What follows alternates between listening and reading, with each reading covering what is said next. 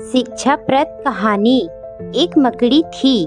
उसने आराम से रहने के लिए एक शानदार जाला बनाने का विचार किया और सोचा कि इस जाली में खूब कीड़े मक्खियाँ फंसेंगी और मैं उसे आहार बनाऊंगी और मजे से रहूंगी।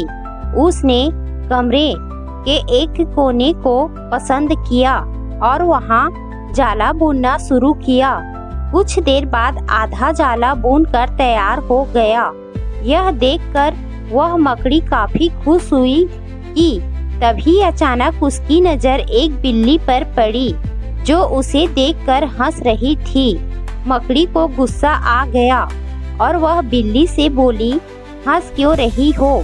हंसू नहीं तो क्या करूं? बिल्ली ने जवाब दिया, यहाँ मक्खियाँ नहीं हैं, ये जगह तो बिल्कुल साफ सुथरी है। यहाँ कौन आएगा तेरे जाले में? ये बात मकड़ी के गले उतर गई। उसने अच्छी सलाह के लिए बिल्ली को धन्यवाद दिया और जाला अधूरा छोड़कर दूसरी जगह तलाश करने लगी। उसने इधर उधर देखा, उसे एक खिड़की नजर आई और फिर उसमें जाला बुनना शुरू किया। कुछ देर तक वह जाला बुनती रही। तभी एक चिड़िया आई और मकड़ी का मजाक उड़ाते हुए बोली, अरे मकड़ी, तू भी कितनी बेवकूफ है। क्यों? मकड़ी ने पूछा। चिड़िया उसे समझाने लगी, अरे यहाँ तो खिड़की से तेज हवा आती है, यहाँ तो तू अपने जाले के साथ ही उड़ जाएगी। मकड़ी को चिड़िया की बात ठीक लगी और वह वहाँ भी जाला अधूरा बना छोड़कर सोचने लगी, अब कहाँ जाला बनाया जाए। समय काफी बीत चुका था और अब उसे भूख भी लगने लगी थी। अब उसे एक अलमारी का खुला दरवाजा दिखा और उसने उसी में अपना जाला बुनना शुरू किया। कुछ जाला बुना ही था, तभी उसे एक कॉकरोच नजर आया जो जाले को अचरज भरी नजरों से देख रहा था। मकड़ी ने पूछा, इस तरह क्यों देख रहे हो?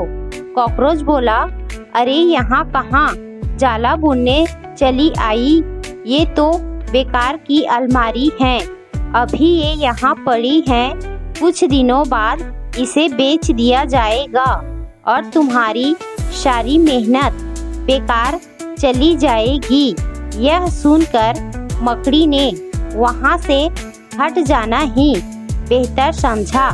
बार बार प्रयास करने से वह काफी थक चुकी थी और उसके अंदर जाला बुनने की ताकत ही नहीं बची थी। भूख की वजह से वह परेशान थी। उसे पछतावा हो रहा था कि अगर पहले ही जाला बुन लेती तो अच्छा रहता, पर अब वह कुछ नहीं कर सकती थी। उसी हालत में पड़ी रही।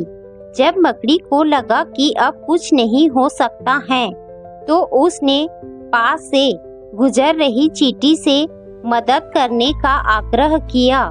चींटी बोली, मैं बहुत देर से तुम्हें देख रही थी। तुम बार बार अपना काम शुरू करती और दूसरों के कहने पर उसे अधूरा छोड़ देती, और जो लोग ऐसा करते हैं उनकी यही हालत होती है।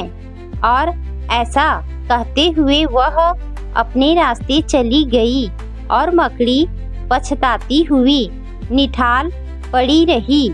दोस्तों, हमारी जिंदगी में भी कई बार कुछ ऐसा ही होता है।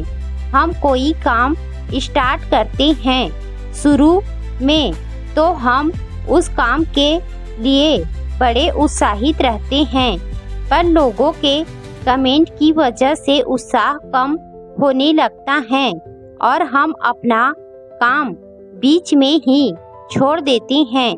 और जब बाद में पता चलता है कि हम अपने सफलता के कितने नज़दीक थे, तो बाद में पछतावे के अलावा कुछ नहीं बचता